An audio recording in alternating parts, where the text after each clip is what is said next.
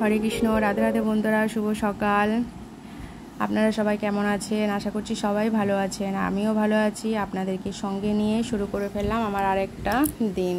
তো কালকে রাতে যে ডিটক্স ওয়াটারটা বানিয়ে রেখেছিলাম সেটাই ছেঁকে নিয়েছি, আর সেটাই এখন একটু খাবো। আর এটা দুপুর পর্যন্ত একটু একটু করে খেয়ে শেষ করে ফেলবো। তো যাই হোক, প্রতিদেব বাজার করা ছিল আর কিছুটা এনেছে, তো সেই দিয়েই আজকে রান্নাবান্না স্টার্ট করে ফেলেছি।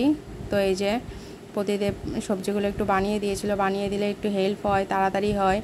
আর এদিকে গাটি কচুর রসা, গাটি কচুর সবজিটা করে ফেলবো। রসা না, বেশি রস রাখবো না, আর আলু ছাড়াই করব এটা, আদা কাঁচা লঙ্কা টমেটো বাটা দিয়ে। আর এই যে এদিকে অন্ন হয়ে গেছে, আর ভেন্ডি আলুর সবজিটা আমি আগেই করে নিয়েছি। আর এদিকে ঘ্যাটকোল পাতা আজকে বাজার থেকে কিনে এনেছে, পাতাগুলোই দিয়েছি, ডাঁটিগুলো রেখে দিয়েছি। আর ডাঁটিগুলো দেখি অন্যদিন কিভাবে করা যায়। তো আজকেটা জানি না কেমন হবে, গাল চুলকাবে কি না চুলকাবে। আর ওইদিকে বাড়িতে আগের দিন যে করেছিলাম সেটা বাড়ির ছিল, তো যাই হোক গাল চুলকায়নি, ভালোই লেগেছিল খেতে। আর কালো জিরা শুকনো লঙ্কা দিয়ে বেটেছি। শুকনো লঙ্কা বলতে এইটা আমি গ্রীষ্মকালে দিকে যে পাকা লঙ্কাগুলো, কাঁচা লঙ্কা এই পাকা লাল লাল হয়, সেইগুলোই আমি শুকিয়ে শুকনো লঙ্কা করে রেখেছিলাম। যেহেতু আমাদের বাড়িতে শুকনো লঙ্কা খাওয়া চলে না, কেউই আমরা শুকনো লঙ্কা পছন্দ করি না। শুকনো লঙ্কা এমনি খাওয়াও স্বাস্থ্যের পক্ষে খারাপ। তো যাই হোক আমরা ওইভাবেই শুকনো লঙ্কা, আর কি ওই যে কথায় বলে না, দুধের স্বাদ ঘোলে মিটানো, সেই রকম। তো যাই হোক আজকে মেয়ে আবদার করেছে, মা আজকে মেঘলা মেঘলা ওয়েদার, বৃষ্টি ওয়েদার, তো আজকে একটু বিরিয়ানি রান্না করো। আর আমি এইভাবে বিরিয়ানি খুব কমই করি, এক পাকেই বেশিরভাগ বিরিয়ানি করি। টেস্টও হয় আর তাড়াতাড়িও হয়ে যায়, কোনো ঝামেলা হয় না। সেটা রাতের দিকেই বেশিরভাগ করি, দিনের বেলা আমার করাই হয় না। তো মেয়ে আজকে আবদার করেছে, মা দুপুরবেলা আজকে বিরিয়ানি করো। আমি দুপুরেও খাবো, রাতেও বিরিয়ানিই খাবো। তো গরম থাকলে তো করা হয় না, আর এইভাবে আমি করিও না, খুবই কম করি। তো ভাবলাম ঠিক আছে, পনিরও যখন আছে তাহলে করেই ফেলি, দুপুরেও হয়ে যাবে আর যেটুকু থাকবে রাতেও হয়ে যাবে। তো যথারীতি এই যে করেও ফেলেছি। আর এর মধ্যে সবই আমার রান্নাবান্নার ঘরোয়া মশলা দিয়েই করেছি, যত সামান্য যা দিয়ে আমি তরকারি রান্নাবান্না করি তাই দিয়ে করছি, শুধু এর মধ্যে বিরিয়ানি মশলাটা অ্যাড করা হয়েছে, ব্যাস।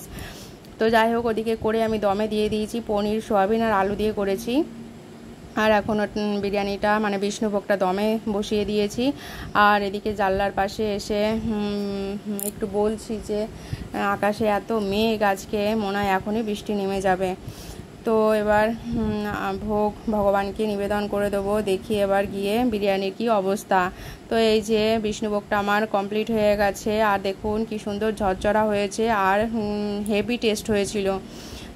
সব কিছু একদম ঠিকঠাক ছিল, সবই রাধারানীর কৃপা, আর কিছুই না। আমি তো সব সময়তেই বলি, রাধারানীর কৃপা ছাড়া আমাদের কোনো যোগ্যতাই নেই ভগবানকে সেবা করার।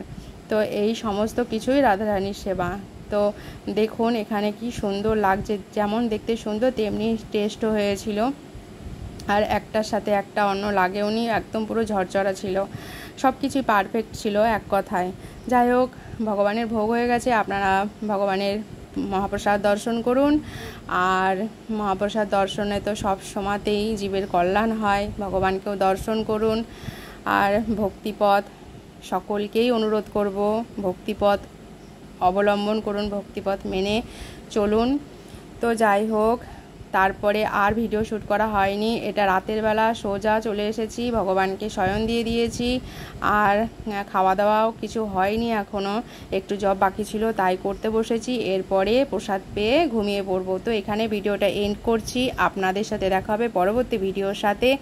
ততক্ষণের জন্য আপনারা সকলেই ভালো থাকুন, সুস্থ থাকুন। হরে কৃষ্ণ।